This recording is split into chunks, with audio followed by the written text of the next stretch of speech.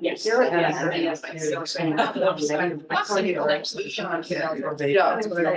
Oh, I see. It's very. And it's right, challenge. Right. Well, that's what I don't even, right. And then they've got to be like, they've got to know the other people. It's like, otherwise it'd be like. Yeah, here, right. So, Yeah, are other people?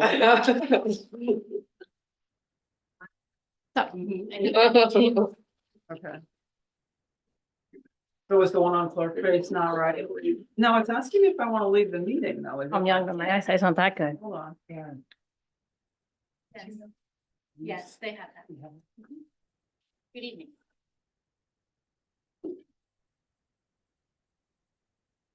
All right, thank you.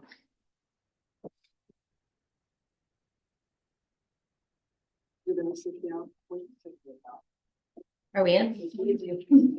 Ooh, that's a good sign. We're almost in.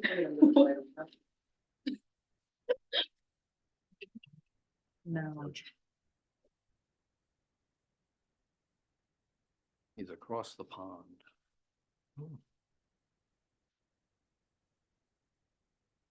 Thank you for your patience, everybody. We're just waiting for Zoom to get set up.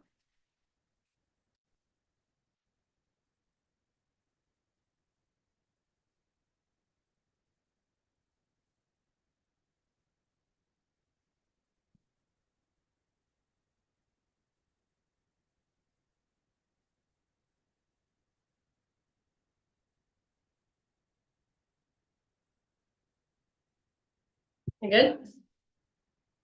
Sorry, now you're waiting on me. Everyone ready? All right, everybody please stand for the Pledge of Allegiance. To the flag of the United States of America and to the republic for which it stands, one nation, under God, indivisible, with liberty and justice for all.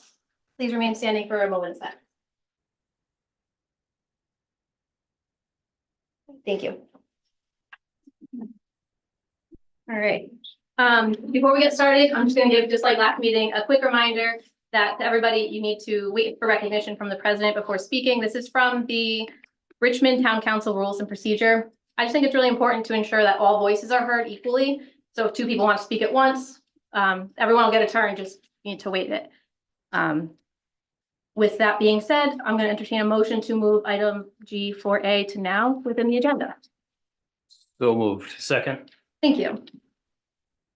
That's you, Representative Cotter. Thank you so much for accepting our invitation to share your, oh, no, there was no vote.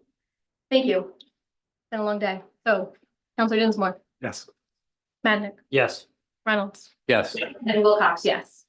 Thank you so much, Megan. Thank you. I appreciate the invitation. The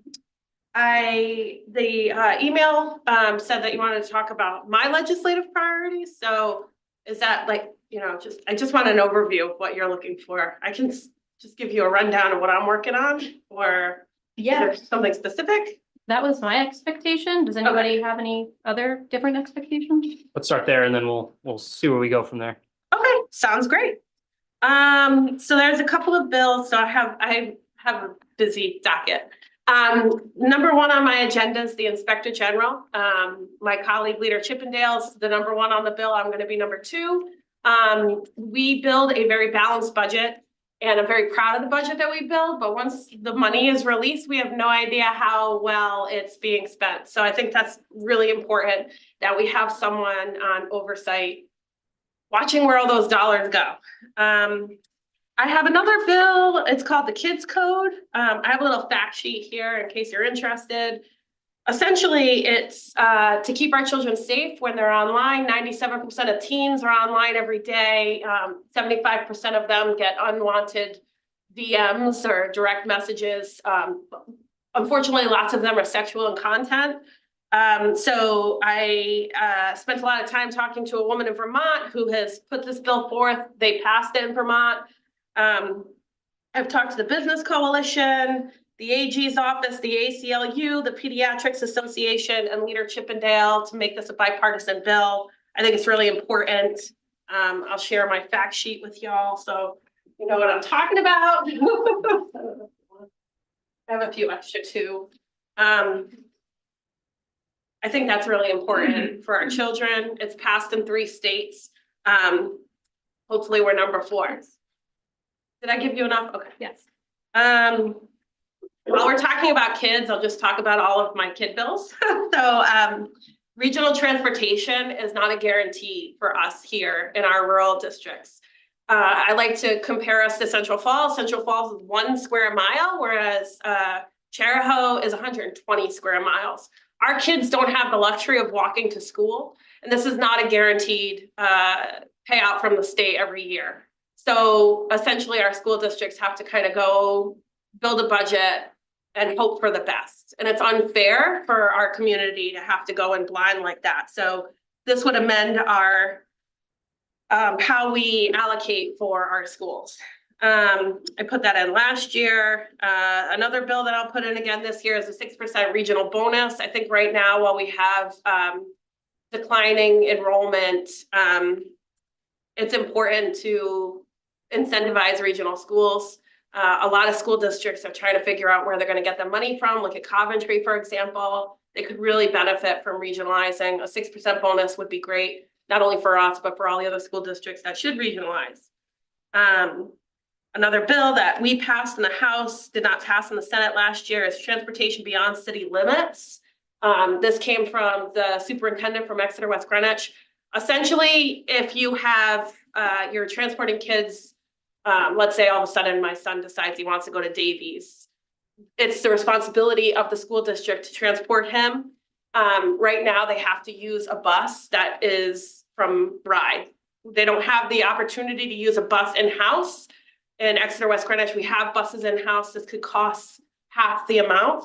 So this would allow school districts, if they have the buses, if they have the resources, to use them within the district, save money that way. I have another bill, student safety and behavioral committee bill. It would be, I'm going to talk more about it with the school committee, but essentially each district would create a committee to talk about, let's say a child is disruptive in a class. Instead of just going to the principal's office and then being sent into class, there's an actual policy for behavioral health issues. This is after COVID, we've seen in our children the need. And so this would really kind of make each district accountable for a policy for our kids. Increasing the tax credit for low-income seniors and disabled people from $35,000 to $50,000, increase their rebate to $850 from $500. I have a tax bill for forest workers, a tax credit. We passed it in the House 2 years in a row. I'm hoping to pass it for a 3rd year. Maybe we can get it done in the Senate. It's an important bill. I think everybody knows the work that it's so important on our forestry, and that's something that I've been very passionate about. So the average age in that industry is probably 65. We need some young folks to kind of get in there and start working in there that live in Rhode Island. We have a lot of outsourced work. I have a bill to increase DEM's forestry division. I have a bill to do more commander incident training. So this would fall in the Department of Emergency Management's realm. So I've talked to the director, and I've also talked to Chief Scott Cattell, who works in North Kingstown, who also works in Exeter.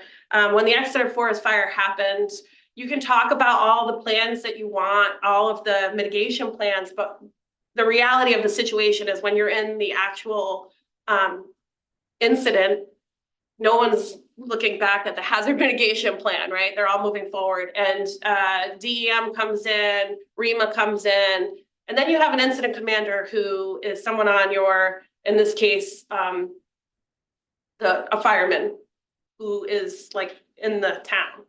And so this would just be, each community would have to run 2 a year. Essentially, you have a giant forest fire in Richmond, what happens? Who comes in? How do they work together? I came up with this after talking to our EMA director in Exeter, Scott Cattell, and a couple other folks. I have the fire associations on board with it, and REMA as well. So I'm working on an ATV for hunters bill. That came from a constituent that's really interested in using his ATV when he's hunting on state land. I'm in talks with DEM over whether or not we can actually do that. And energy is the hot button issue. On the campaign trail, I think we all knocked on lots of doors. And the one thing that really resonated and I heard over and over again is that our electric bills are too high. So I did put in a bill to cap the profits of the utility companies. Interestingly enough, today when I went into session, the CEO of Rhode Island Energy was waiting for me at my desk to discuss the bill, which is unexpected, but it's a very complex issue. We all know energy is very complex. I spent some time talking with the CLF law firm, really kind of diving into energy. Rhode Island Energy made 4%, 4.05% in profit off of Rhode Island last year, which equates to about $25 million. That's not including what they made off of gas. There's a lot of things that we need to look at, that we have to do, but I figured I would start there, and I didn't realize how many waves that would explode from that. I will say, Jeff, I've talked to, Councilor Dinsmore and others about the CCA program. I really recommend that the council talk to James Grasso before entering into agreement. He's brilliant, and he will give you a different perspective. I really think he's someone that you should discuss this with. There's very little choice in this field, and that is one that we have, which gives the only power you have, right? And then I have a couple other things up in the air that aren't really things yet. They're just kind of discussions, because it's still early in the session. So I didn't know what the outcome of the election would be, but I've been a very busy bee, as you can tell. I've had a lot of meetings trying to talk to as many people as I can. The last thing I want to put in is a study commission on utility costs and what we can do as a body to reduce energy costs, not just capping profits. Nebraska has their own publicly owned utility company. It's the only state in the country that does that. Interestingly enough, they have some of the cheapest rates. Go figure. Jacksonville, Florida also has their own publicly owned utility company. Is that a path forward? If so, what does that look like for costs? If not, what are the other options that we can do to reduce costs for Rhode Islanders? That's our priority. My priorities are to make Rhode Island more affordable. District 39. Awesome. Thank you so much. Thank you again for coming in and talking to us and sharing your legislative priorities. What really stood out to me was everything for the schools. Regional transportation we supported last year, the 6% bonus council supported last year. So probably support it again and probably put a lot of these items up on our future agendas for producing resolutions that would help give you a little more weight, I hope. I think we have a good chance of getting the regional bonus this year because of the declining enrollment. I had meetings both with the Superintendent's Association and with NEA. And I'm hoping that maybe this year is the year, but it might not be. I don't know. We'll see. Hopefully it is. Any other council questions or concerns? Yes, Madam Chair. Go ahead. Jeff, would you like to go first? Okay. I heard you first. Okay. I just raised my hand, I don't. Well, first, I want to thank you, Representative Carter, for coming to us tonight. I know you got a busy schedule. One of the things that I ran on in the campaign was making sure that we have good communication between every level of government. So I really appreciate the fact that you came here, that you're engaging with us, and that we're engaging with you. So first, very important question for me is, how best can residents contact you?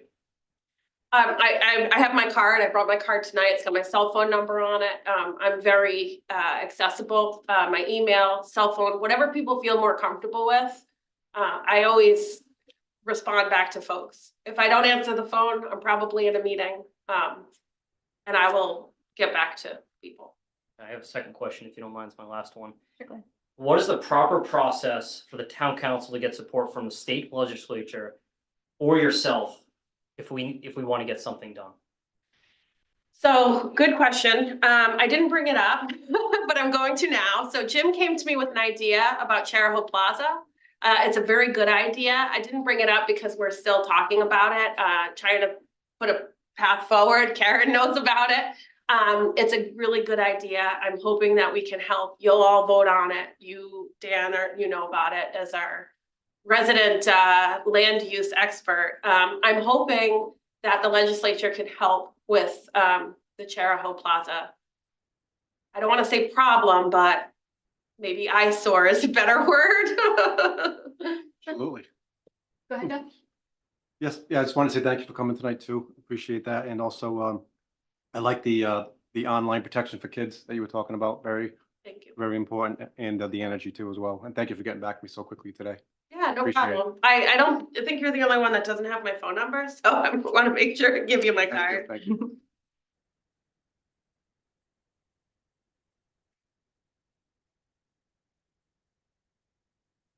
Awesome. That's all. Any other council discussion or questions? Mark, you wanna? I guess just one thing that I saw reported, I don't know the details of it. In the governor's proposed budget was to impose a hotel and room tax on short-term rentals like Airbnb and those types of things. But I think normally those monies come back to the town where the room is rented. But that proposal seeks to divert those monies elsewhere. And I think it would be important and could be a source of revenue for the town if that indeed is going to be passed, that at least some or if not all of those monies should come back to the towns, just like, you know, we don't have hotels, but we have short-term rentals, and that could be a source of income for us. So I would just throw that out there. We did talk about that. I did tell you I'd have an answer for you tonight. I'm trying to figure out what the appetite is for that this year. So we rejected that out of the governor's budget last year. That is his revenue stream to help homelessness. So if we end up approving it, you know, I will certainly lobby for 1% or a portion of that to go back to the towns, because I do think you're right, it's important. We also have a homelessness problem right now. So I think both are very important, and maybe we can find a way to divert some of those funds to the town while also helping the homeless. Yeah, if it doesn't fly, it doesn't fly. But if it does, and that's my point. I'm not advocating one way or the other for No, I get that it. additional tax. They may want to cut that out of the budget completely. We did it last year. So it all depends on what the appetite. Yeah. We're still digesting the governor's budget. Awesome. Thanks, guys. Appreciate it. Anybody else? Oh, all right. Thank you again, Megan. I'm gonna Representative leave Cocker. my card here in case someone wants one. Yeah, and to anybody listening online, her website's super accessible and you can find her phone number, email address, everything like that. Just Google Representative Cotter. Right? All right, so we'll go on to appointments and resignations. We're gonna kick it off with the notice of non-renewal. So notices actually don't need a motion. So we'll go on to number 2. We have a discussion and consideration of Jim Turk request for reappointment to the Conservation Commission for the term expiring January 31st, 2028. I'll make a motion to discuss and consider the request for reappointment of Jim Turek to the Conservation Commission with term expiring January 31st, 2028. I'll second it. Any council discussion? All right, roll call vote. Counselor Dinsmore, Yes, Madnick, Yes, Reynolds, Yes, Wilcox, yes. Discussion and consideration of Bryce Kelly's resignation from the planning board. I have a motion. I'll make a motion to discuss and consider with regret the resignation of Bryce Kelly from the Richmond Planning Board. I'll second that. Thank you. Any council discussion? All right, we're gonna vote. Counselor Dinsmore, yes, Madnick, Yes, Reynolds, Yes, Wilcox, yes. Discussion and consideration of Tom Marin to the finance board. We have 2 vacancies to choose from, so I'll let you guys pick in your motion. Have somebody ask the floor and get a motion? Madam Chair. Go ahead, Dan.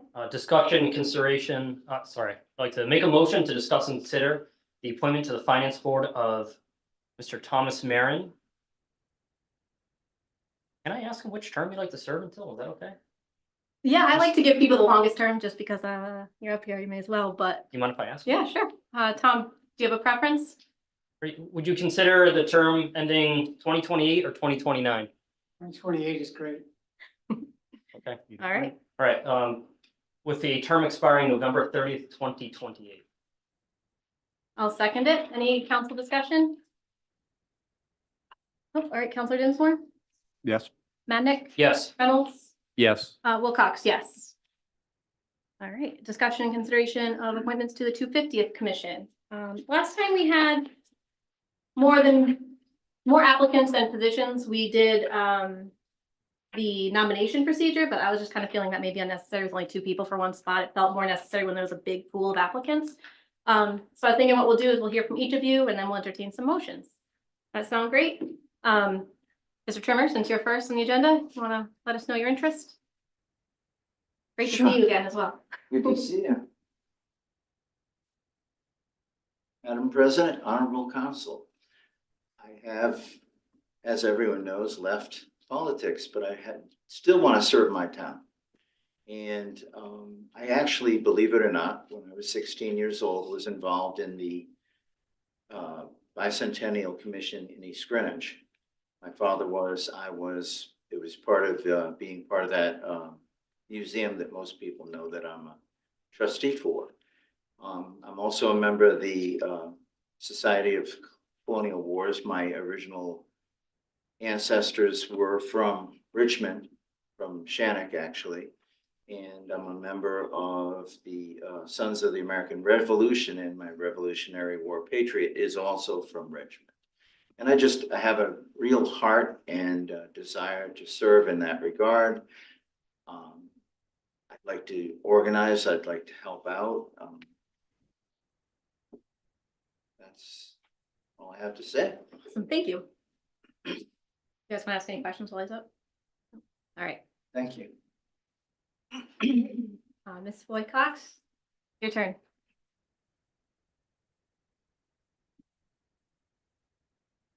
Good evening, members of council. It's a pleasure to be here. Unlike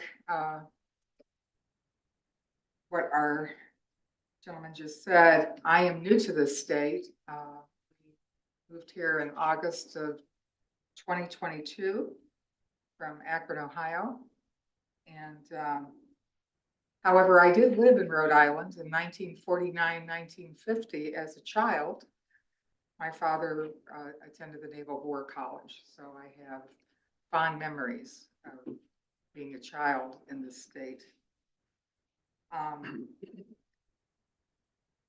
I was looking for opportunities. I've spent 35 years working in government. I retired in 2013. I've worked in all kinds of different positions within government. My basic background is public information. And one of the things that I worked on in 1986, I was the event manager for the Dade County, Florida Sesquicentennial 150th celebration, which was a huge effort back then. I mean, we did a very long period of planning, and it involved everyone you could imagine, including schools in the area. To give you some idea, Miami-Dade County at the time was a population of 1,803,000 people. Almost as big as the state in population. So we had a lot of organizations that we worked with. One thing that isn't a part of the bio that I sent by email to all of you is that I did do work during that period as a public information officer. I was a host and producer of 2 local TV programs in Miami-Dade County on their cable network, which was brand new then. That was the first time we had ever heard of government having their own network. So I have that background as well. But I'm looking for opportunities to serve, to be an active part of our community here. I have recently joined the Richmond Historical Society and am also a new member of the League of Women Voters. So I hope you'll give me some serious consideration. Thank you. Yeah, thank you. Thank you. All right. Council, how would you like to proceed here? All right, Oh. okay, go ahead, Mark. I'm gonna, I'm gonna nominate Mark Trimmer for the vacancy, but I also want to state that the resumes of both applicants are outstanding. I think both have a lot to offer to this commission. And unlike other boards and commissions that we have, this is similar to the Recreation Commission. This is kind of an all hands on deck commission. There's going to be, the commission members are going to be doers, not just deciders. And I think more is better on a commission like that. Yep. And I know it's not on our agenda tonight, but I will ask that on our next agenda, if you both are still willing to serve, that we consider expanding the roster of the 250 commission, so we can have, we have folks who are interested, and I think we should try to get them both on board. But my motion for tonight is to appoint Mr. Trimmer, and with the hope that if the council goes along and we expand the roster, that Ms. Foy Cox will be next after that. Great, second for discussion, but any other counselors have anything they want to add? I agree with everything Mark said. I'm smiling here because I look at both applicants and they have amazing resumes. I know Mark personally, he's been in town for a while. We've worked together. Your resume is outstanding. I think it would be a shame to not have both of you involved. And so I agree with Mark. I would love to see the commission expanded and have both of you assist, because this is a big deal in the town. And, as we can get as many people as possible to help out, it'd be fantastic. I don't want to repeat. I agree with everything you said. For sure. Part of the reason I delayed is because I am the chair of that commission and I agree with them both. We need the help. Actually, Mark's wife's on it with me, so maybe where he knows that from. This is going to be all hands on deck. We have a very ambitious group, which we're planning a lot of fun events. So I really would vote for either of you. I wouldn't vote against Mark at all. I wouldn't vote against Ms. Foy at all either. So I hope that we can discuss it further. And if we don't expand the membership, you can be honorary members. When I was on the dog park committee, we had somebody who was just our honorary volunteer. He was never official voting member, but he came to every meeting. He was there for the grand opening and helped out a lot. So with that, we have a motion and a second, and everyone got their piece. Councilor Dinsmore, vote please. Yes. Madnick? Yes. Reynolds? Yes. And Wilcox, yes. Thank you so much, both of you. Thank you. My bad. What do we got? Next? Oh, good for you. Discussion and consideration of appointment to the Recreation Commission. We again have two people for two positions. Do we want to, I guess we can accept them both. I do not, is Kate online? So even though this is a appointment, not a reappointment, she is a town staff member and known to town. Can we still vote on this? I guess that'd be a question for Chris or Aaron. It's our decision. It's under your Okay. procedure. All right, so with that, I'll entertain motions from council. I'll make a motion to discuss and consider the appointments of Kate Schimmel and Aaron Weiss. Did I say that correctly? Yes. The Recreation Commission, filling 2 of the 3 vacancies with the term expiring January 31st, 2026. Oh, wait, sorry. With 1 term expiring January 31st, 2026, and 2 terms expiring January 31st, 2028. So We can just stagger those accordingly. that's what I'm thinking. I'm gonna amend that motion real quick. Okay. With 1 term expiring January 31st, 2026, and 1 term expiring January 31st, 2028. And within that motion, I'd also like to suspend the town council rules and procedures for having an applicant that's here for appointment in person. Second. So any council discussion or questions on that motion? I think you just we need to indicate who's going to be January 31, 2026, and who's going to be January 31, 2020. So since Ms. Elise is here, I'd like to ask you which term would you prefer?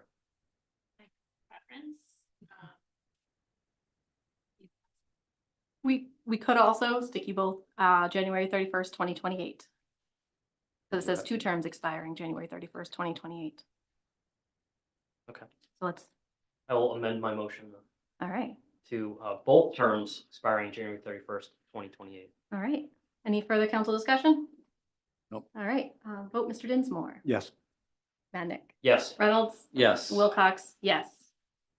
Awesome. So there's still one more vacancy there to anybody who may want to apply. So now we have discussion consideration of Jordan's request for reappointment to the Dog Park Committee with a term expiring January 31st, 2027. Any motions? So moved. All right, Second? second. Got a motion and a second. Any council discussion? All right, Mr. Dinsmore, Yes. Madnick, Yes. Reynolds, Yes. and Wilcox, yes. On to the consent agenda. Does anybody have anything they'd like to pull before we motion to approve them all? Madam Chair, I would Yeah. like to pull the item E1C, which is the January 7th regular meeting minutes. If you don't mind. That's it? That is all. All right. So I'll make a motion to approve consent agenda items 1A and B, and 2A, B, C, D, and 3. And a second. Second. Thank you. Any discussion? All right, we're gonna vote. Counselor Dinsmore, Yes. Madnick, Yes. Reynolds, Yes. and Wilcox, yes. I keep wanting to say Palmigano.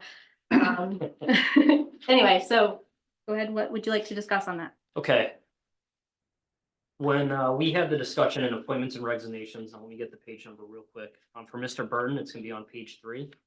I request a clarification on, just so that the public knew what was going on, because there was this was kind of odd. It was, Mr. Burton was requesting to be removed as a business member and then being added as a full member as a resident. And the way the minutes are written, it says it was advised that Mr. Burton wanted to be appointed as a full member for the business member term, but he wanted to be appointed as a full member as a resident. So the business member is vacant right now. I think it says Right. as appointed as a full member from the business member term. So the EDC 1-year term we call business member. All right, so I am interpreting it, I think, the minutes differently than. other I think it people. could be simplified by just after full member, say like full resident member. And then you can have the clarity you're looking for. Right. Okay, Yeah. Or instead of the word from, I would replace that with rather than, appointed as a full member rather than the business member.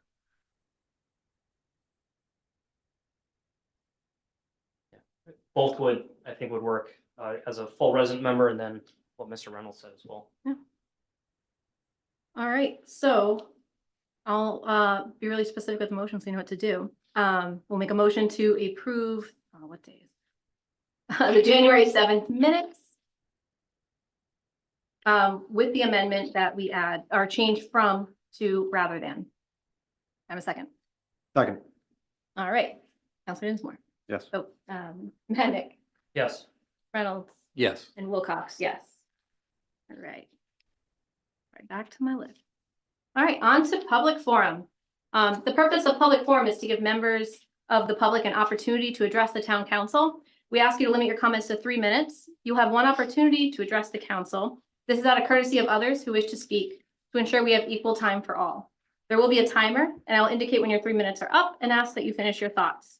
If you need more time, we welcome you to submit your comments in writing to the town clerk to be included as a part of the records in the communication agenda.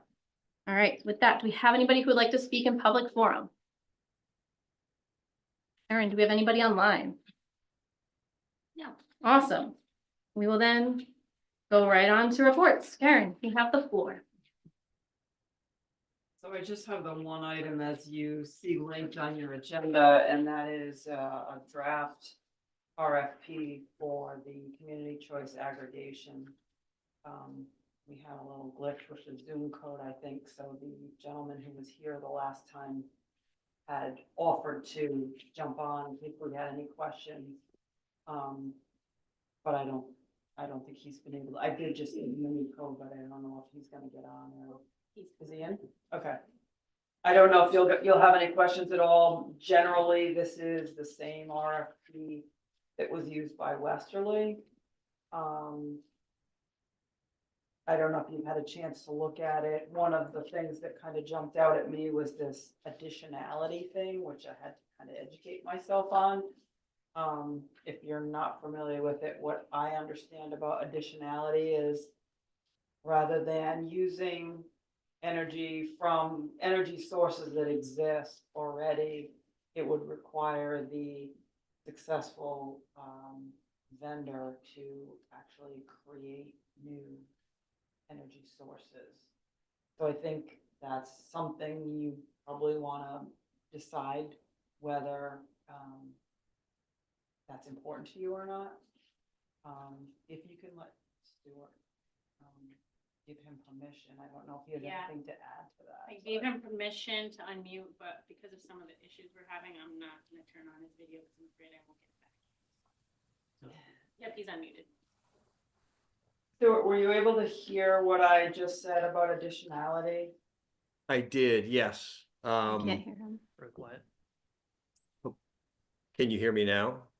Give us 1 second. I think we're trying to get the volume up.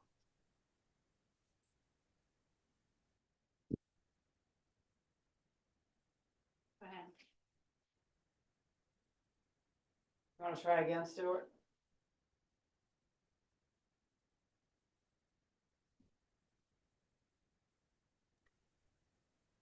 Hi, can you hear me now?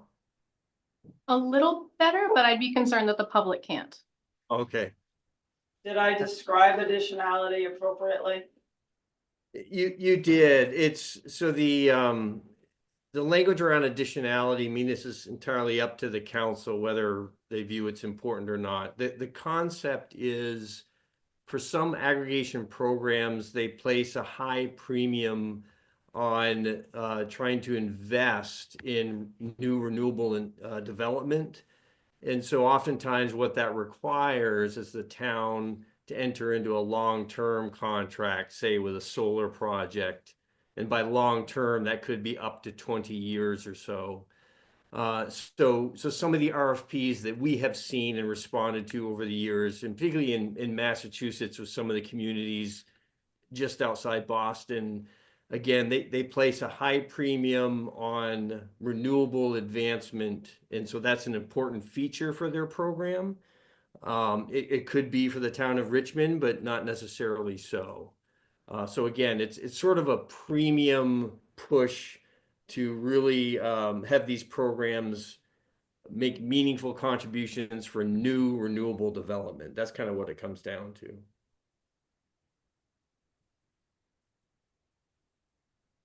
And so I think in context of an RFP for a consultant, a community that might have interest in that sort of thing may want to, understand the experience of the consultant in being able to deliver those types of options to a community.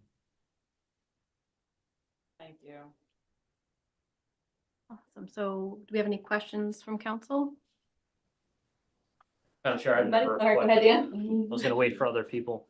All right, so I read through most of this, all the standard information at the bottom of the RFP, which is pretty standard for any proposal I didn't read into. Yeah. One of my questions was where you developed it from. You got it from Westerly.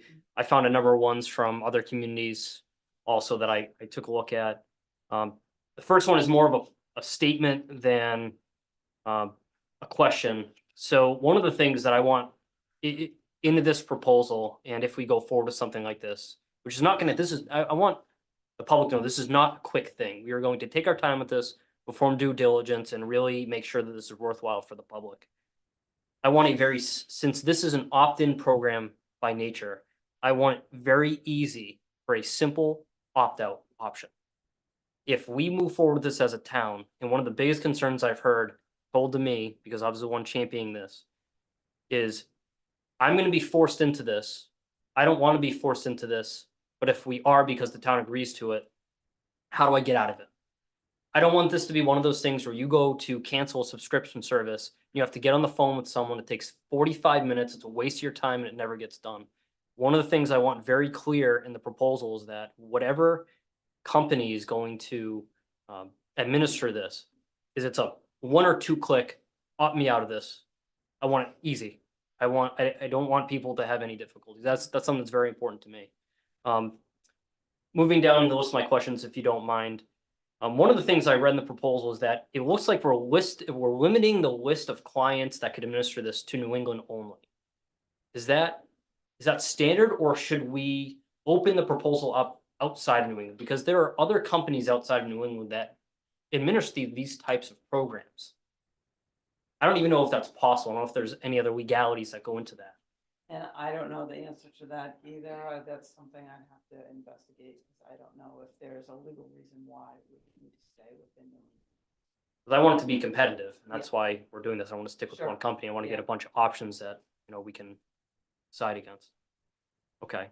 The next question is for the price proposal. So my understanding is that the expense that the administrator charges to run the CCA, it's baked into the kilowatt hour rate. I kind of want to see how that's separated out, and I don't know if we can put that on the bid form. So I think it's on there.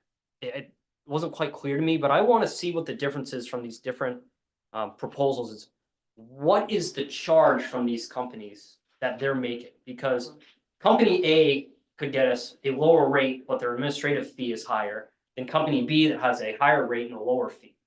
So I want those two things broken out so we can make an informed decision on what is the expense for the company to administer the program. All right, I think that's important. And then last kind of two questions. Do we need to have an effective date for the award? Because we don't have an ordinance drafted, and we need to hold a public hearing or adopt the ordinance and go through this. And I feel like at this point, since we're still gathering information, like how's this process going to work? Because we need to have the proposal end at some point, then we need to gather the information, then we need to decide if we have to draft an ordinance, then decide as a council and a public how we're going to do it, because there is also the option of public referendum. If we have a public hearing and enough people feel, I don't support this, maybe the council decides we put this up to referendum instead of council decision. So I want to be able to give ourselves that option. Right.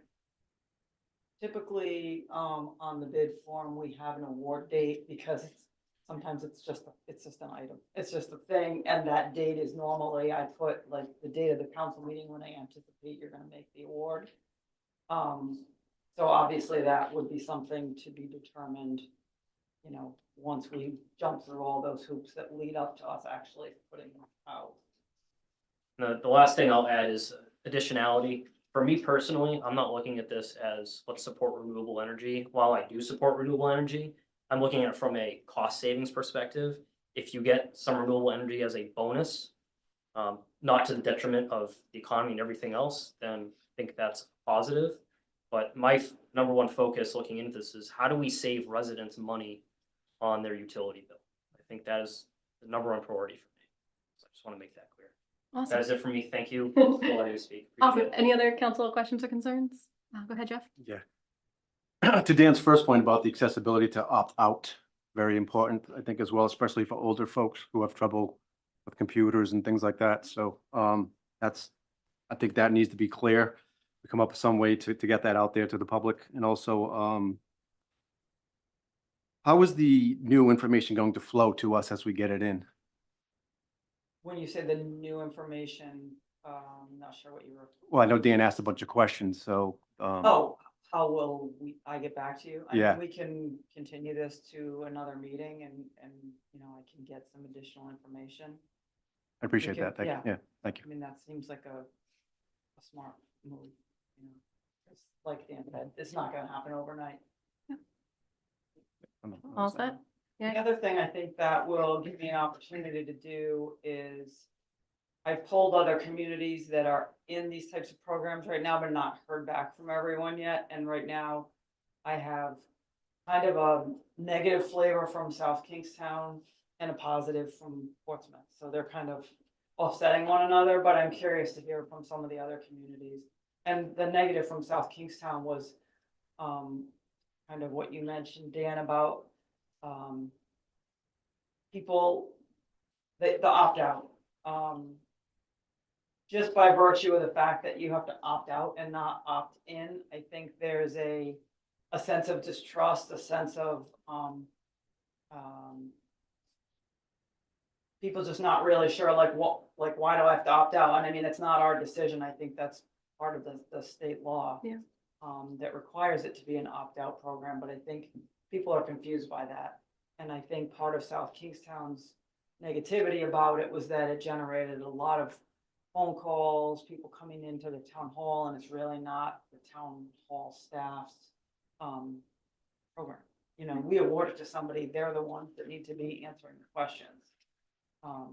So that is one of my concerns. Sure, we're gonna go, Mark, you had something to say, and then we'll go to, Yeah, Or is that I right? just, I agree with all of the concerns that Dan and Jeff, that Jeff raised. I think the only reason, not the only reason, but the main reason to do this is, number one, it's gonna save our residents money.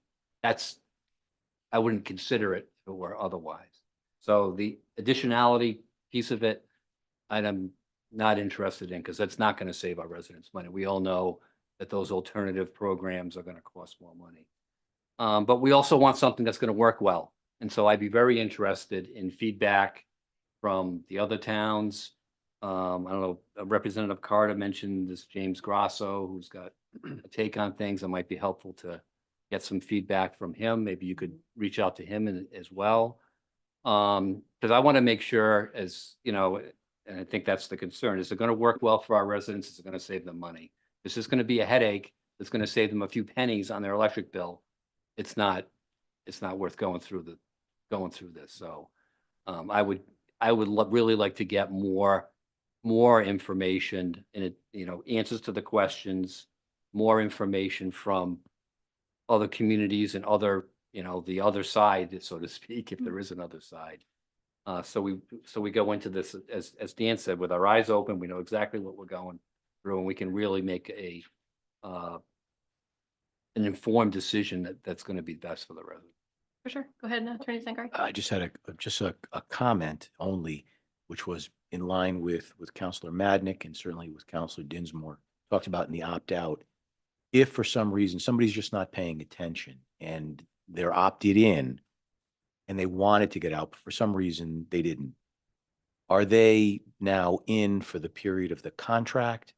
Are they in for a year? How long are they in for?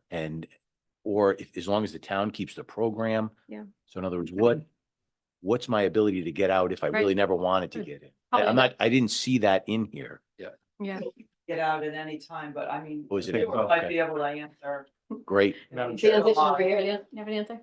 All right, so I downloaded a lot of the FAQs from all the Rhode Island towns that have this program. So one of the first FAQs is, do I participate? It says no, participation is voluntary. If you receive a notification letter, you will have until the date on their letter to opt out of the program without being enrolled. So it seems that people will get the choice to opt out before they're even enrolled in the program. But again, this is all, as Mark said, this all has to be decided with eyes open when we go in, if we go into this, how this is all gonna work. Awesome, thanks so much. So I will add that I am extremely hesitant to go forward with it because of the whole opt-in versus opting out issue. I don't want to force residents into something that they don't want to be a part of. But if we are not making a decision tonight and we're pushing it off, like not pushing off, but you know, postponing it to get some of these answered questions answered, I'd be open to that. But I just, at this point, don't know if I can see myself moving past, I don't know, opting residents in without their permission, because it's so easy to neglect something like that. It's so easy. I don't know what their envelopes look like. Is it going to look like spam? Am I going to throw it away? Like, I don't know. I have my reservations, but like I said, if we're doing a motion to postpone as pending more information, then I'll support that motion, but we'll see. Madam Chair. Go ahead, Dan. One more thing I'd like to add. So I did have a resident contact me, and I just want to share something that was important, and Mark reminded me. So someone asked me about the low income A60 rate and the LHEAP program. For people that are on the lower income rate, that will not change if we enter into some type of agreement. I also want to be clear to what Ms. Wilcox stated. We're not making a decision tonight on entering into this program. What we're discussing right now is the opportunity to gain proposals from these companies, get that information, get our questions answered, present that to the public, and then decide as a town council if we want to move forward. So we're not making a decision now on whether we're going to do something. I don't think it's right to do that without public input. That's why we would have a public hearing if we decide to adopt an ordinance like other towns. And again, as I said, the town council may not necessarily have to do that. We can choose to bring it up to voter referendum if the residents want this. And perhaps maybe that's a better option, is that the residents get to decide how they want to move forward. And instead of having 5 people make the decision for them. For sure. I agree. It's good to have options. And that could be one as we learn more information. So with that, do we have any further council discussion? I just want, Yeah. I just want to say I agree with Dan about more information. Yeah. Sure. So could I have a motion? I'll make a motion Thank you. that we, I guess, continue this. Well, If, what would you like to do? I mean, you can certainly well, continue I think we got, the discussion back on the agenda yeah, I guess maybe when you get more we just, information. exactly. I just don't want to lose track of it, but yeah, we don't need to continue it to a specific date because we may not have the information. So whatever, I don't know, whatever the appropriate motion would be to leave it and bring it back when the staff is ready to bring it back with answers to some of the concerns that we've raised. I think that's a perfectly fine motion. Motion to ask town staff to investigate our questions and bring it back when ready. Under reports. For sure. Okay, there you go. That's my motion. All right, we got a motion. I'll second it. Any further council discussion? All right, for vote, Councilor Dinsmore, Yes. Madnick, Yes. Reynolds, Yes. and Wilcox, yes. Thank you so much. Sure. The only other thing I wanted to add, and I know it's not on the agenda, but I just wanted to bring attention to something in communications about Jericho football. If you do want to discuss that further, we could pull that when you get there. And I know, actually, I think Councilman Palmadano might have already done that. Awesome. I told them I would bring it to your attention. I didn't want to not, even though it's already been requested. Sure. Agenda. Sounds good. So we're skipping Chief Johnson's report at his request. So we're gonna move on to the tax assessor report. We didn't vote on the You didn't motion. vote, yeah, you didn't vote on the. I don't think. I don't think. Which you- motion? Maybe I interrupted. Did we vote on the The- motion? Oh, I did. No. We I don't did. think anybody else. I thought I did. Which motion? Did you get a motion? The motion to get further information Okay. from the town staff. That's right. Well, the You did? important thing is, did the clerk get a vote on the motion? Okay. Okay. All right. I don't think so. Might be the first time we skipped a motion. All right, Councilor Dinsmore. Yes. Madnick, Yes. Reynolds, Yes. Wilcox, yes. Okay, on to the tax estimate report. We have discussion and consideration of ordinance amendments to the Richmond Code of Ordinances, chapter 3.5. We have to authorize it for public hearing. Unless we have any council discussion. We have a motion to authorize and then we can discuss it. Sure, a motion to authorize for public hearing amendments to Richmond Code of Ordinances, chapter 3.50, entitled Tax Abatements and Exemptions. All right, I'll second it. All right, so what do we have for council discussion? Anybody got Yes. anything? Go ahead, Dan. So I want to just make one point. So Carmen did a good job of getting the data that we requested at the January 7th meeting. So based on the information that she had available, and I know Carmen's here, so if I say anything incorrect, please correct me. The information you presented us from December 12th said that the total tax dollars exempted in tax year 2024 was $473,000. $473,708. So does that make sense? $473,708. And based on the information that you provided us, that would be increasing, based on your assumptions, to $494,134, which is an increase of roughly $20,000 in terms of the exempted tax dollars. Just so the public knows what the change could be. Might be around there, might be higher, might be lower. We'll have to see how it works out.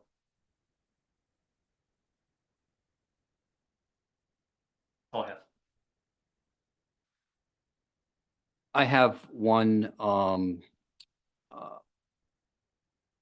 I'm not sure how we deal with this. whether we wait for the public hearing or we do it now when we advertise the proposed amendment.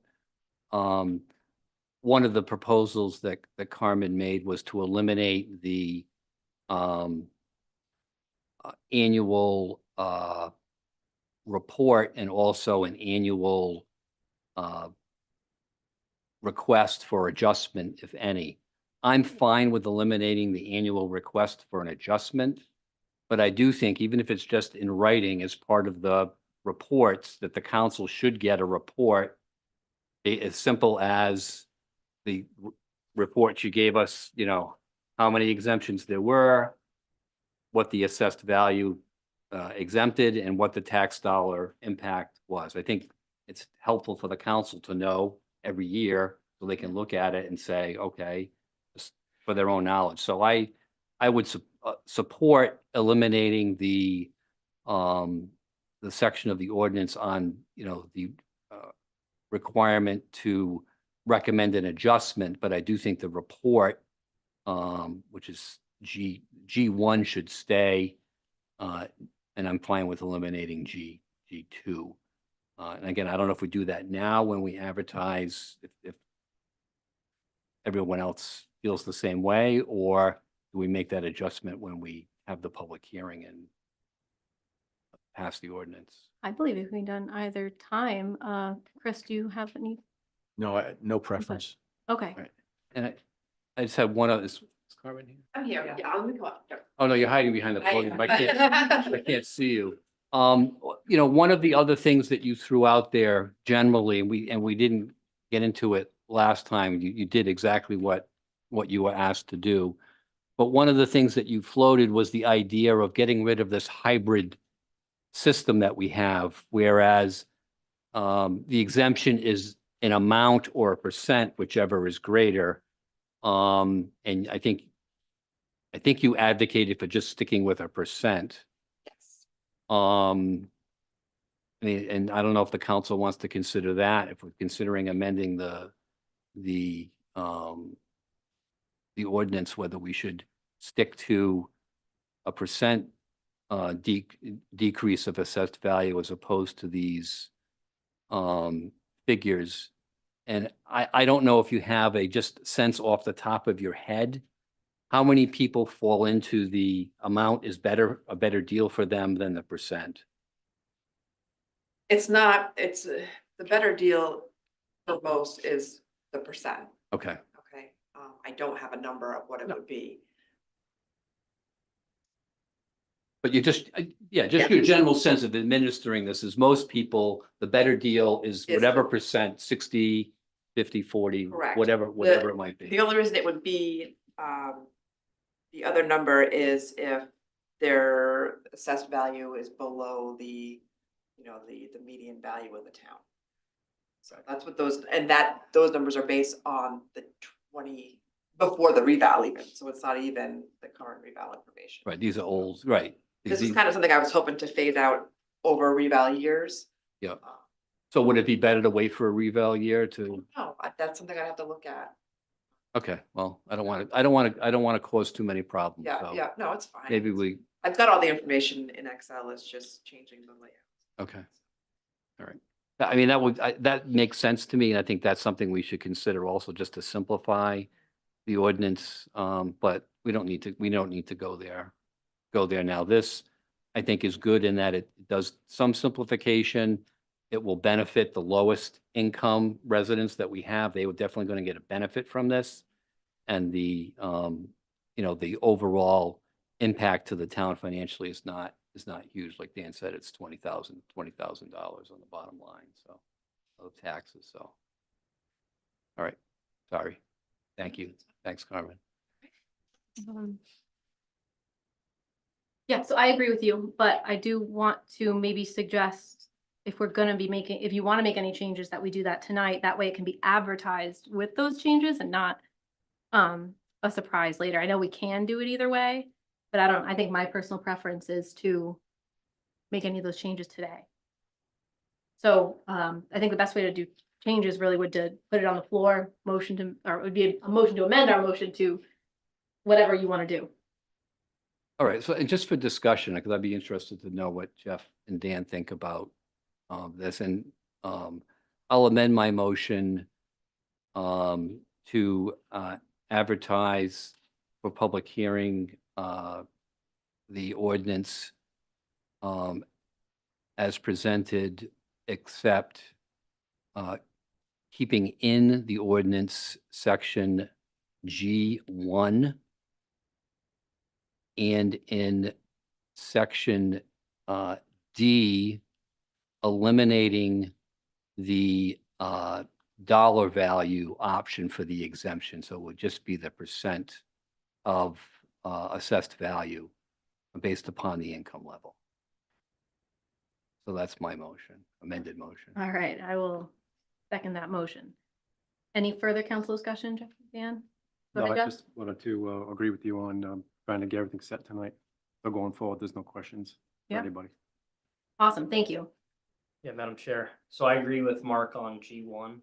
And I just quickly brought up the Housing Works fact book, and the median sale price in Richmond is 450K. So based on that data and assuming that sale price and assessed values are not, they don't correlate sometimes, but I can see easily that the percent of assessed values is likely in this town going to be much higher for people than the exemption price on the house. So I don't think that I'm hard pressed to decide against it based on that without having the numbers in front of me. Just based on what I found, I think that's a reasonable request. All right, yeah, and Oh, sure, go ahead. yeah, I think it, as you said, I think it makes sense. Let's put it out there.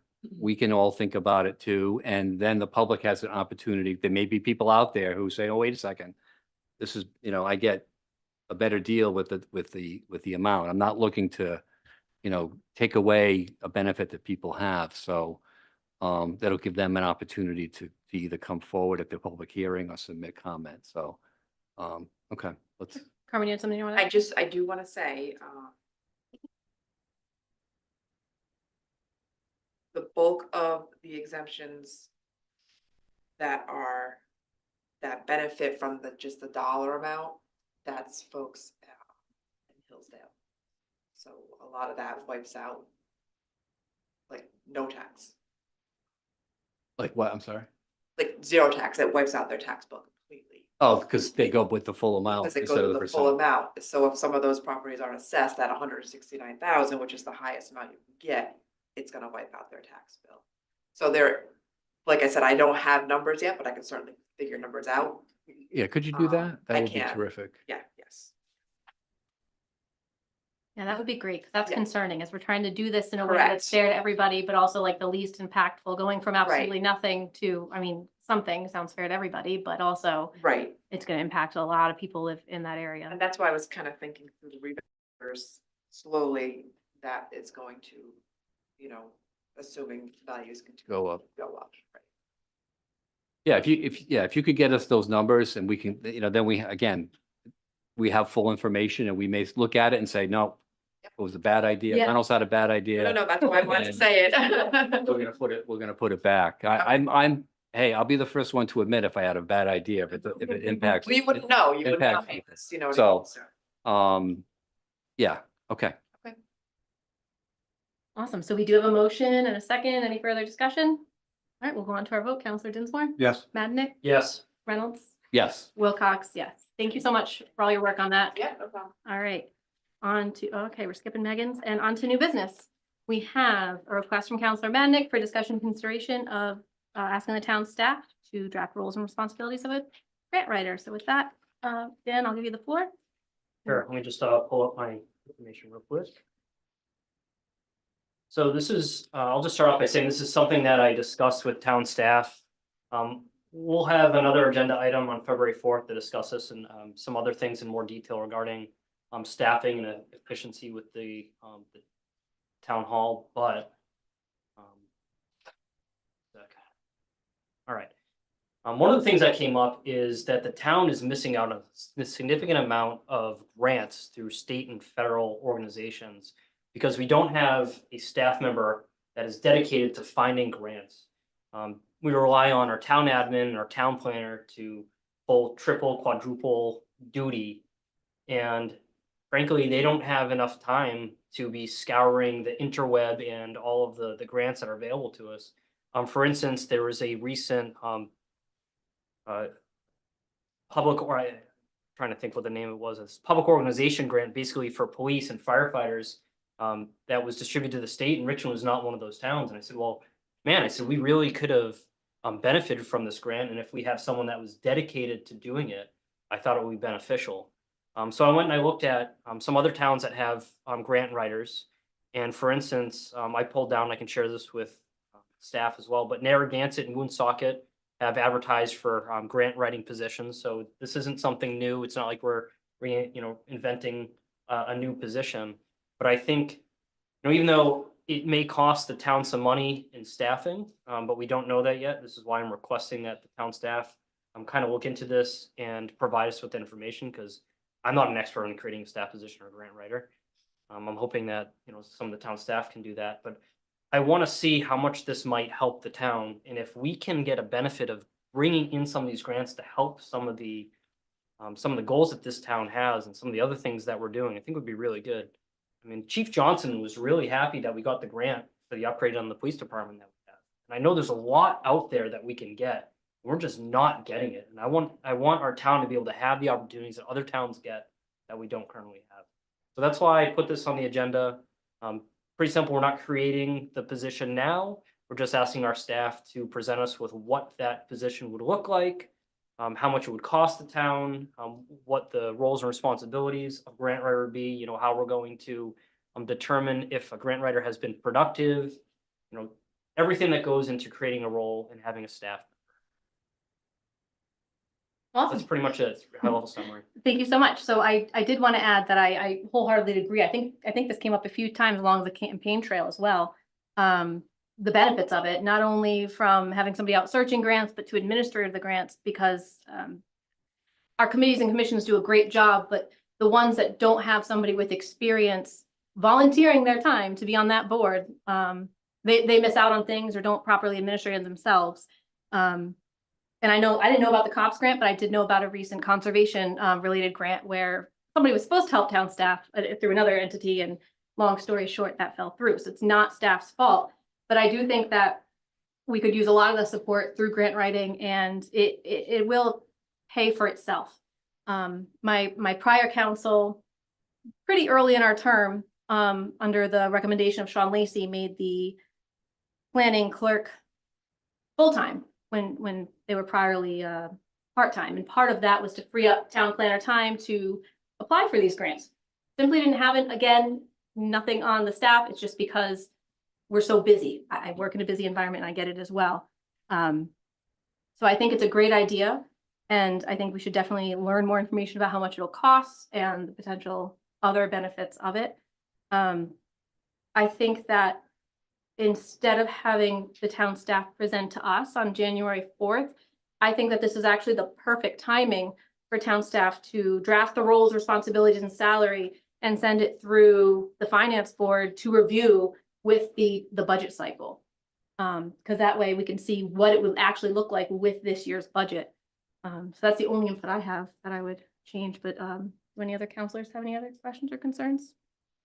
I would just ask Karen whether this is something that's been batted around internally, what the initial thoughts are, as far as, being able to find someone. I'm assuming it would probably be part-time.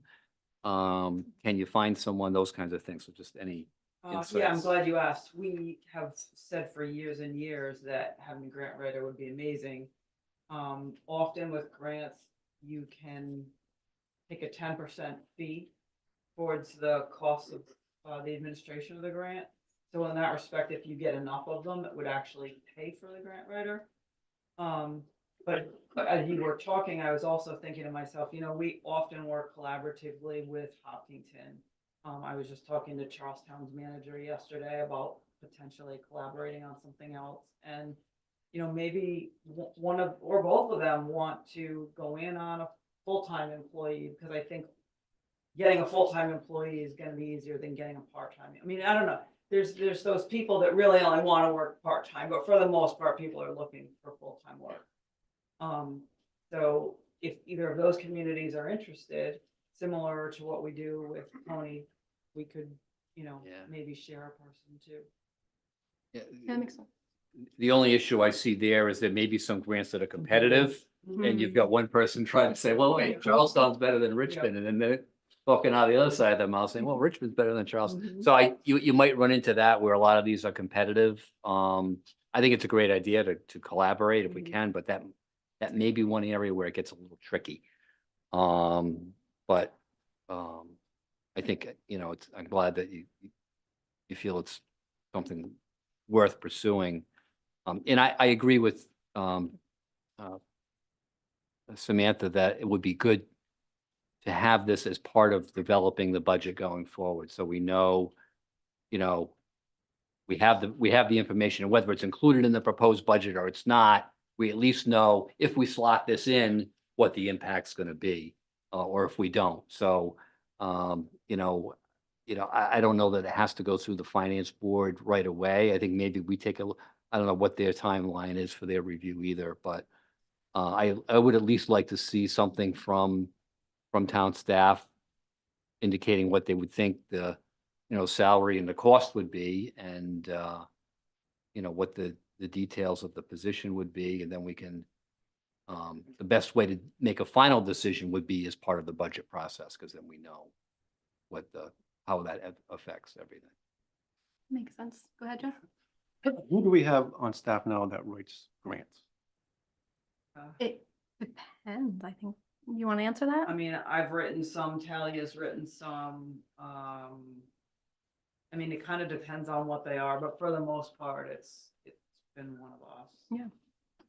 Yeah, for sure. One thing I'm sorry, did you have more? Yeah. There, go ahead. So is it in your job description as a grant writer or is it just something that we need, you guys can do it, we need one, you do it? Yeah, Basically. I'd have to look. I don't think it's in the job description. I mean, we might have, I don't know, we might have, when we did the little planning thing, include it in there, but Callie just got so much on her plate right now that it's just practically she can't.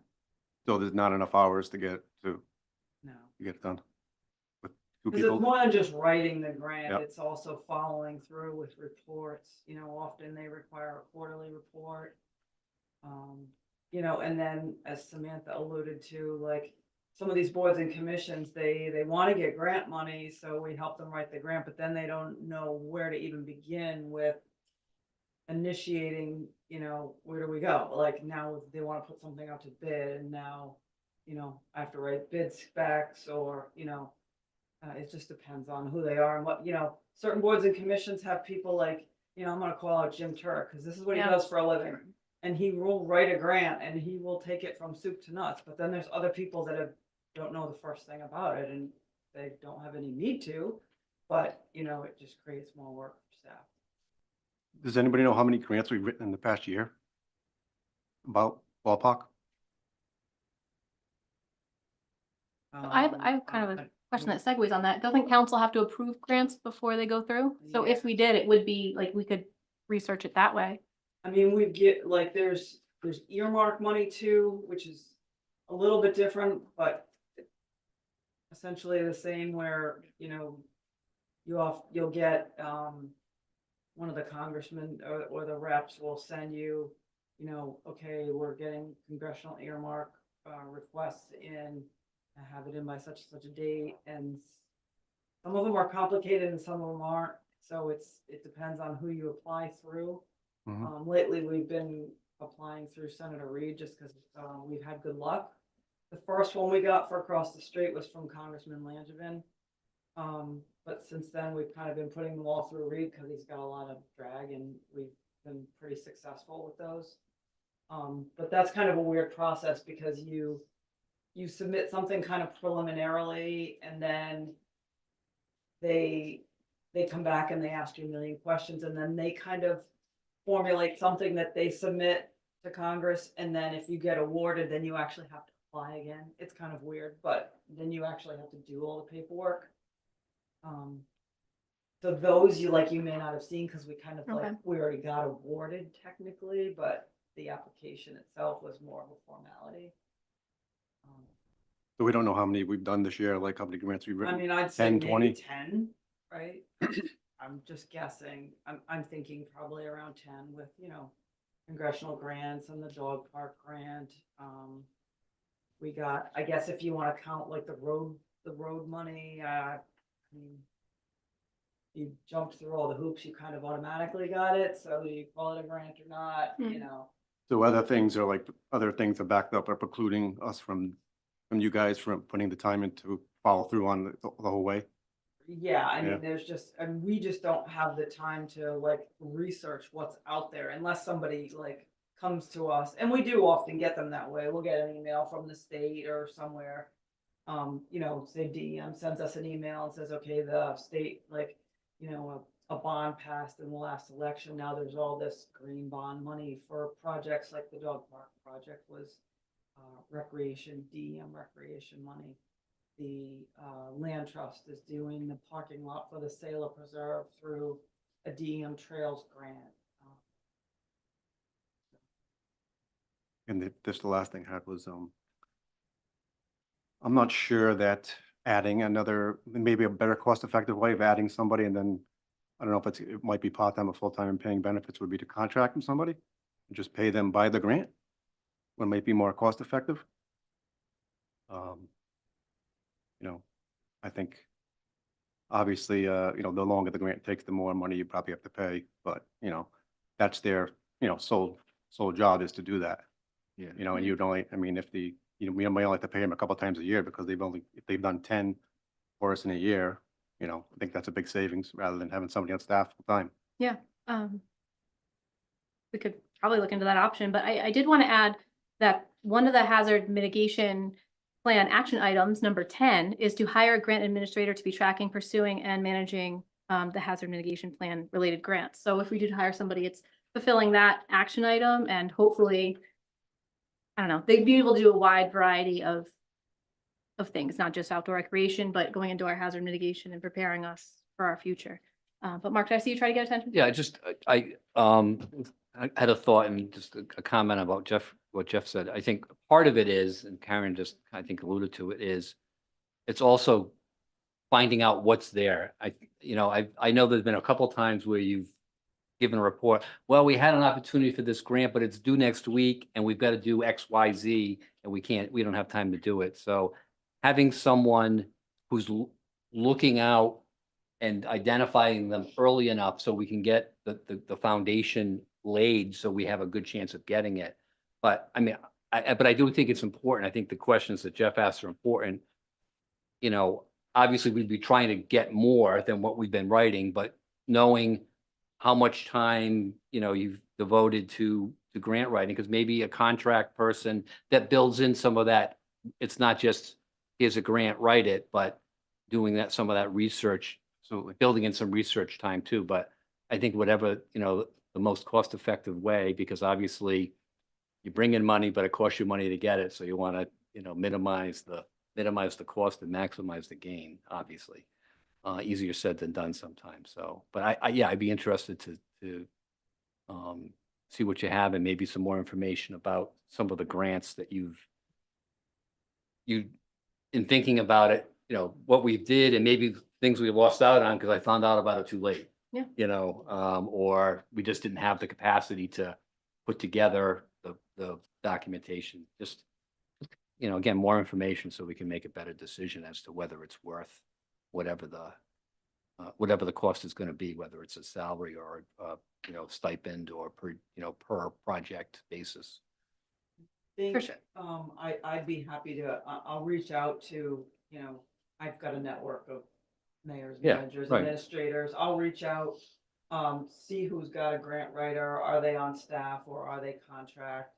I do think to some degree, someone who's on staff has a better kind of working knowledge of Richmond specifically. I think, because, we did say at one point we may use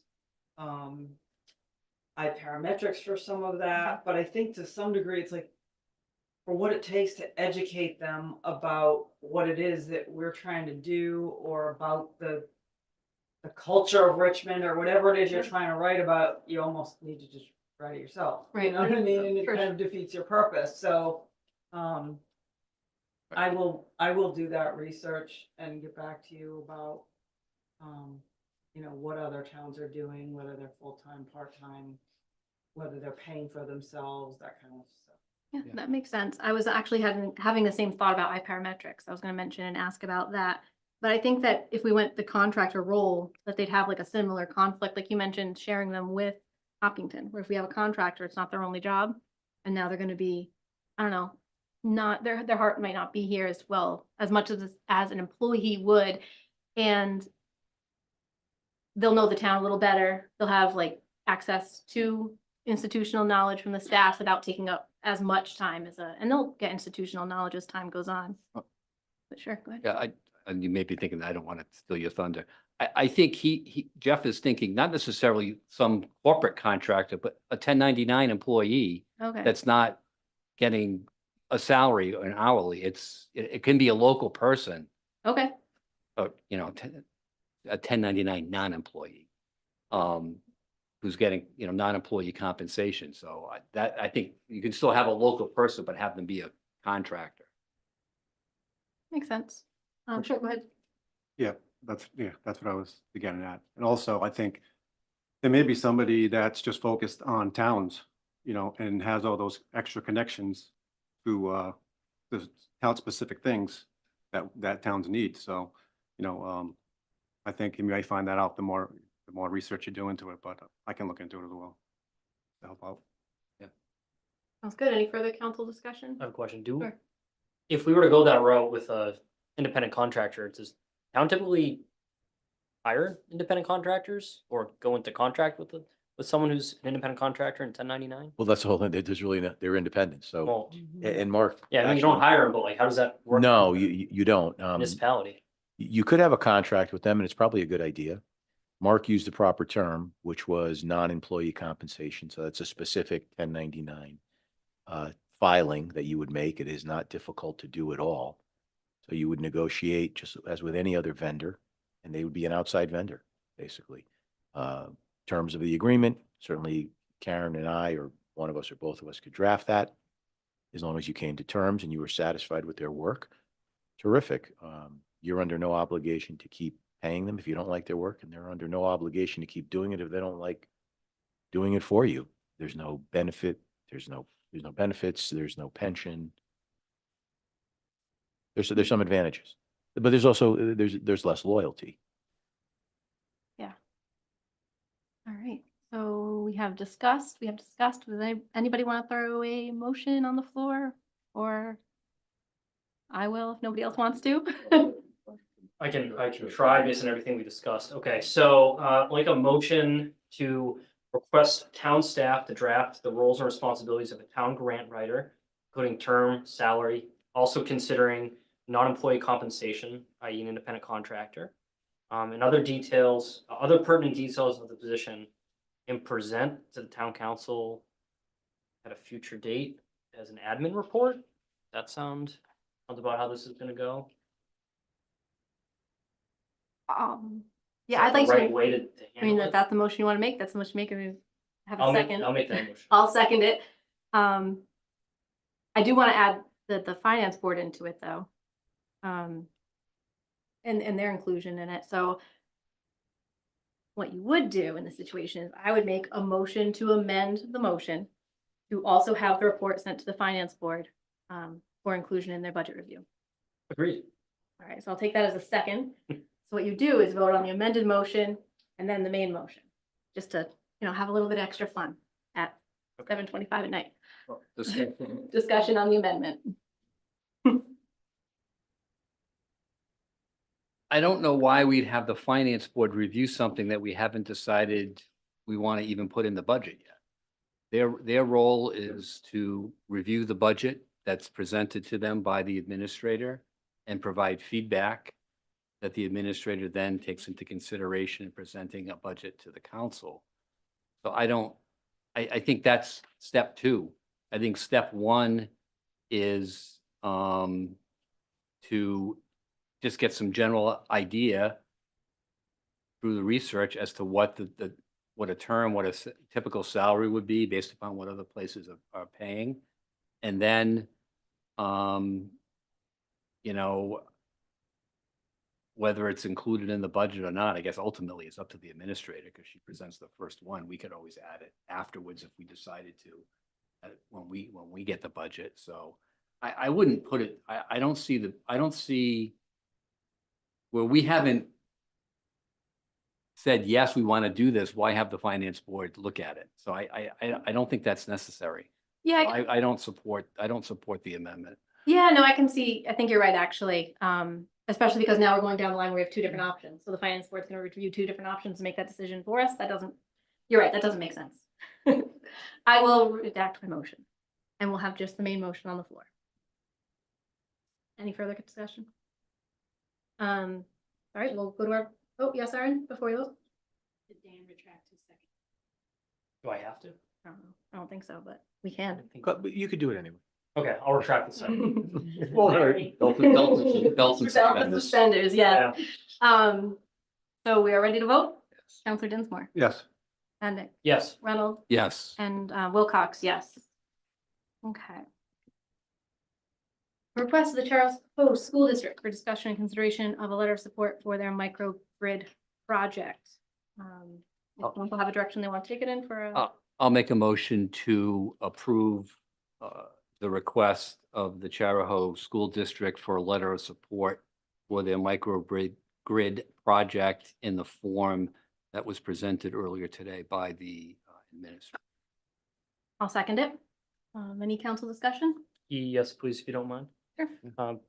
We received a draft letter that wasn't attached to the agenda tonight, but I would like to add into the letter that we received. Karen, did you draft it?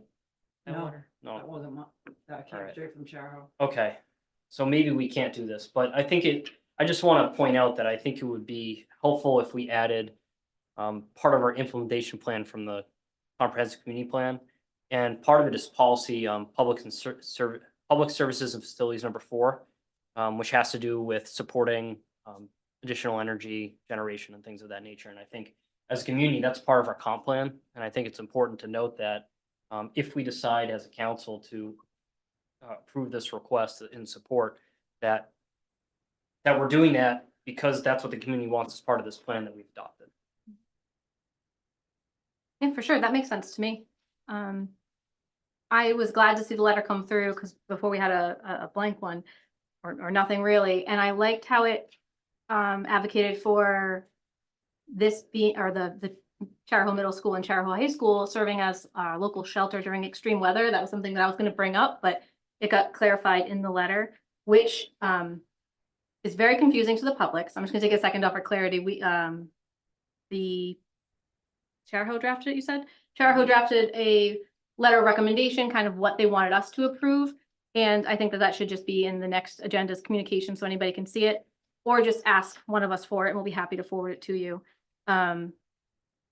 Another item I wanted to say is that I was a little surprised that this came to council because we don't usually have a lot of say what goes on at the schools. You know, we do host the main campus because that's in Richmond. We do host Richmond Elementary School because again, that's in Richmond. We don't often get asked to write letters of support.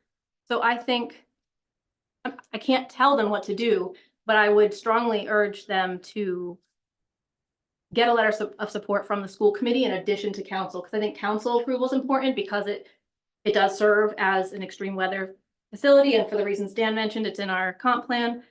So I'm just saying it publicly. So hopefully they're listening and I'll probably follow up with an email after this. Any further council discussion? I would just say, I think they probably have, probably because we are the host, we are the owner of the, the town where the complex is located, even though they're politically independent to some extent. I think that's why they went to us, but I gotta believe that obviously they're applying for this, so they want it. Right. And, and I think, I agree with Dan's idea to add a little more detail to the letter. I mean, I'm sure they sent us something that covers their bases. We need to cover these bases, so please mention these things. But the more detail we can give as to how it, fulfills part of our comprehensive plan, I think that's a great idea. And, this is just so they can get a feasibility study. That's all it is. So they can, whether this even works on that campus, that's really all this is authorizing them to apply for this grant so they can get this feasibility study done. Any further council discussion? All right, we'll go to our vote. Counselor Dinsmore. Yes. And Nick. Is there a motion? Yeah, we could kick I it made off a the floor, motion yes. to, Okay, at the very Motion was- beginning. who seconded it? I think I did. Yes. Okay, sorry about that. It's okay. I should have clarified before I kicked this off into the vote. Yes, Reynolds, Yes. and Wilcox, yes. All right, on to communications, petitions, proclamations, numbers. Actually, both resolutions have been pulled and will be on the next agenda, one by Mr. Palmachano, as we learned earlier, and the other one by me. Does anybody else have anything they want to pull? I'll make a motion to file communications 1A through I. second, All right, we got a motion and a second. We'll go to our vote. Counselor Dinsmore. Yes. Reynolds, Madnick. yes. Reynolds Yes. and Wilcox, yeah. Sorry, I tried to go alphabetical. Messed it up. So next we have executive session. It's my understanding that we received an email that it may not be necessary, but if any counselors want to go into exec, this would be the time to make the motion anyway, and we'll discuss whatever you wanted. All right, hearing none. Do we get a motion to adjourn? Motion to adjourn. Second. All right, all, Counselor Dinsmore, Yes. Madnick, Yes. Reynolds. Yeah.